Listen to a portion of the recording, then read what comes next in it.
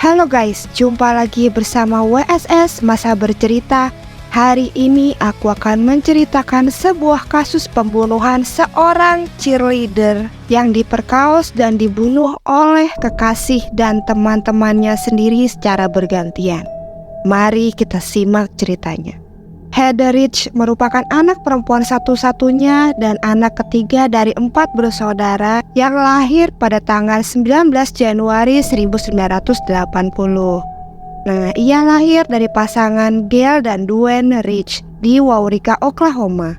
Heather ini adalah seorang cheerleader sekolah menengah yang sangat percaya diri dengan mata biru yang sangat berbinar. Dia juga seorang wanita yang sangat cerdas yang masuk dalam beberapa daftar penghargaan. Jadi guys, si Heather ini terpilih sebagai favorit di kelasnya di tahun keduanya. Dan dia juga terpilih sebagai ratu prom beberapa hari sebelum ia menghilang. Nah, menurut salah satu temannya, Heather ini digambarkan sebagai wanita yang red flag guys. Kenapa? Karena dia pernah diskors dari sekolah karena mabuk saat memimpin tim cheerleadersnya selama pertandingan sepak bola berlangsung. Ayahnya Heather adalah seorang tukang listrik yang harus belajar kembali berjalan karena mengalami kecelakaan pada saat kerja. Akhirnya si Heather ini harus mengurus kebutuhan ayahnya di rumah, termasuk memberi makan dan merawat luka-lukanya. Oleh karena itu, ibunya terpaksa mencari pekerjaan yang lebih banyak untuk bisa menafkahi anak-anaknya. Dan akhirnya Heather pun mulai terasa terasingkan dan kurang perhatian. Meskipun orang tua Heather ini menganggap Waurika, Oklahoma itu sebuah daerah pedesaan yang ideal bagi mereka, sayangnya Heather tidak terlalu menyukainya. Karena Waurika tidak memiliki taman, bioskop, kafe, dan restoran cepat saji. Tempat tersebut berada di sekitar jarak 17 mil di daerah Texas. Jadi lumayan jauh nih dari rumahnya. Makanya nih guys, untuk mengusir rasa bosan, si Heather sering menyelinap keluar dari jendela kamar tidurnya di malam hari untuk merokok dan menyendiri. Satu-satunya hiburan yang dapat dia dan teman-temannya temukan ialah membuat api unggun, minum minuman keras, dan menghisap ganja. Menurut ibunya si Heather ini sangat aus perhatian pria nih teman-teman. Jadi kalau ada cowok yang ngegodain dia tuh senang banget. Nah, orang tuanya mulai khawatir akan hal itu, makanya dia membuat peraturan kalau Heather itu baru boleh pacaran ketika umur 16 tahun. Nah, si Heather ini memiliki sebuah kotak berisi permen karet yang ia kunyah ketika ia mencium seorang anak laki-laki. Setelah ia menciumnya, di permen karetnya bakal ditulis tuh daftar nama laki-laki tersebut, lalu dijadikan kenang-kenangan sama dia. Agak lain ya emang. Si Heather ini suka banget merawat diri di teman-teman. Mulai dari mencukur alisnya, dia juga sangat menjaga berat badannya supaya laki-laki pada ngincar dia nih teman-teman. Karena dia percaya laki-laki itu suka cewek yang langsing, cewek yang semampai. Sampai-sampai dia akan memaksakan dirinya untuk muntah pada musim panas sebelum dia duduk di bangku kelas 8 dalam upaya mengatur berat badannya. Mantan pacarnya Heather yang bernama Randy Wood berasal dari salah satu keluarga termiskin di kota. Ibunya ini pecandu narkoba dan dia sama sekali tidak mengenal ayahnya. Akhirnya si Randy mulai menggunakan ganja di kelas 3 setelah menemukan beberapa batang. Si Randy juga kebetulan merupakan pemain belakang di tim sepak bola di sekolah menengahnya. Orang-orang senang berada di dekatnya karena dia itu sangat disegani, pandai berbicara, dan sangat santun. Tapi sayangnya ibunya Heather tidak menyetujui hubungan mereka. Mereka berpacaran selama 5 bulan. Dan setelah mendengar bahwa Heather melakukan olahraga renang bersama, hubungan mereka memberikan kesan kepada keluarga Heather bahwa mereka adalah sepasang teman, bukan pacaran lagi. Randy dan Heather senang menghabiskan waktu berjam-jam hanya untuk mengobrol. Cuma nih, Randy mengklaim bahwa meskipun mereka menghabiskan banyak waktu untuk berbicara dan berbincang-bincang, dia sering merasa kalau Heather itu seperti orang asing. Pada tanggal 2 Oktober 1996, Gail, ibunya si Heather ini bertengkar dengan Heather. Dia marah sama Heather karena tagihan teleponnya mencapai $300. Jadi nih si Heather ini sering nelfon teman-temannya dan mengirim pesan melalui telepon ke teman-temannya sehingga tagihannya bisa membengkak sampai $300. Ibunya nggak sanggup ngebayar, jadi ibunya tuh harus bekerja 16 jam untuk menutupi hutang demi membayar $300 itu, karena ayahnya tidak bisa bekerja lagi. Nah, keesokan harinya ibunya mencoba membangunkan Heather nih untuk berangkat ke sekolah. Namun ternyata Heather gak ada di kamarnya nih teman-teman. Akhirnya ibunya yang panik langsung pergi ke departemen sheriff Jefferson County untuk melaporkan bahwa Heather ini hilang. Cuman sayangnya setelah sampai di sana, pihak berwenang tidak menanggapinya secara serius. Mereka malah berkata, ya udahlah Bu, wajar anak remaja kalau nggak pulang semalaman. Nanti juga berapa jam lagi dia akan pulang, tunggu aja sebentar. Dia malah ngomong gitu guys, kesal nggak sih?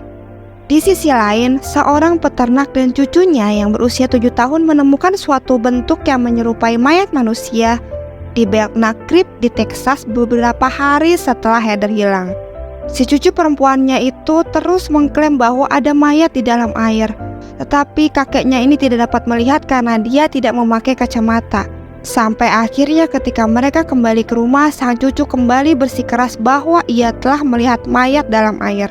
Lalu benar saja, ternyata itulah jenazah Heather Rich yang ditemukan ketika peternak kembali keesokan harinya untuk melihat lebih dekat. Sebenarnya Heather saat itu tidak lagi bisa dikenali setelah ditembak di bagian belakang kepala dengan senapan. Dia diidentifikasi oleh ayahnya karena cincin emas yang dia hadiahkan untuk ulang tahunnya yang ke-16. Selain itu, mereka dapat mengidentifikasinya dengan benar melalui catatan gigi, dan dia telah ditembak 9 kali dengan senapan M9 Winchester. Dan menurut otopsi, ia ditembak 1 kali di bagian belakang kepala dan 8 kali lagi di bagian pantat, pinggang, dan punggung bawah. Lintasan luka tembak dan pola noda darah di TKP awal menunjukkan bahwa Heather dalam posisi tengkurap saat ia ditembak. Singkat cerita, pemakaman Heather diadakan pada tanggal 14 Oktober 1996. Orang tuanya menyatakan bahwa siapapun yang membunuhnya bukanlah orang asing, walaupun mereka tidak tahu siapa yang membunuh Heather pada saat itu. Gail, ibunya, berjanji kepada putrinya bahwa siapapun yang melakukan ini padanya tidak akan bisa menyentuhnya lagi. Keluarganya melarang siapapun untuk menyentuh peti matinya. Pada saat penyelidikan, pembunuhan dimulai karena dia berada di kota kecil, jadi tidak ada yang berani berbicara.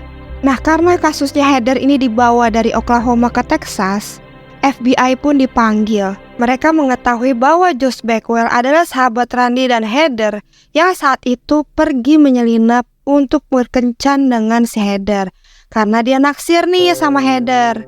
Jadi kronologisnya seperti ini teman-teman. Pada saat itu mereka berada di dekat rumah kakeknya Josh di sebuah permukiman trailer. Jadi posisinya di rumah kakeknya Josh ini ada si Heather, temennya yaitu Curtis Gamble, Randy Wood, dan Josh Beckwell tadi ya teman-teman. Josh yang lagi PDKT sama Heather bilang ke temen-temennya, tolong dong tinggalin gue sama Heather sebentar, gue pengen berduaan nih sama Heather gitu.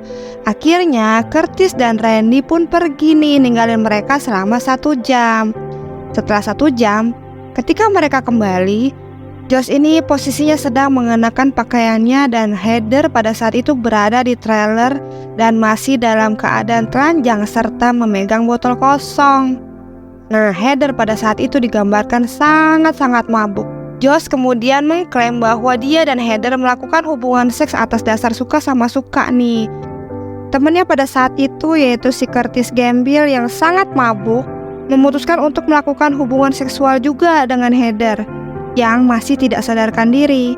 Setelah hubungan intim mereka, Curtis sadar nih dan menyadari bahwa dia telah melakukan pelecehan seksual terhadap Heather. Curtis yang saat itu takut dengan kemungkinan terburuk akhirnya memutuskan bahwa mereka perlu membunuhnya agar Heather tidak melapor ke polisi tentang pemerkosaan tersebut. Nah, di sini tidak diketahui ya Randy itu ikutan memperkaos dia atau tidak, tapi isu yang beredar adalah dia juga ikutan memperkaosnya. Singkat cerita, Curtis menyuruh Josh untuk mengambil truk pick up milik kakeknya. Dan Randy pun memakaikan Heather pakaian dan memasukkannya ke dalam truk pick-up. Mereka berkendara ke jembatan Belknap Creek dan saat itu Heather masih tidak sadarkan diri. Nah, di lokasi inilah si Heather itu ditembak sebanyak 9 kali oleh mereka. Jenazahnya lalu dibuang ke sungai dan akhirnya ditemukan oleh seorang peternak pada 10 Oktober di tahun yang sama. Ketiga anak laki-laki itu pun ditangkap atas pembunuhan Heatherich 3 minggu setelah mayatnya ditemukan oleh pemilik peternakan. Secara keseluruhan selama persidangan terhadap anak-anak tersebut, banyak dari mereka yang menentang satu sama lain agar dapat menerima hukuman yang lebih ringan. Curtis Gambit akhirnya menerima 2 hukuman seumur hidup. Randy Wood menerima 1 hukuman seumur hidup dan Josh Beckwell, meskipun dia mengklaim bahwa dia tidak ada hubungannya dengan pembunuhan tersebut dan bahwa hubungan seksual itu sepenuhnya atas dasar suka sama suka, tetap menerima hukuman seumur hidup. Keadilan ditegakkan dalam kasus ini, namun penderitaan yang ditimbulkan tidak hanya pada keluarga Heatherich tetapi juga pada masyarakat setempat. Jadi itulah guys kasusnya Heatherich yang sangat memilukan. Terima kasih sudah menonton, sampai jumpa di kasus-kasus yang tak kalah menarik berikutnya. Sampai jumpa, assalamualaikum.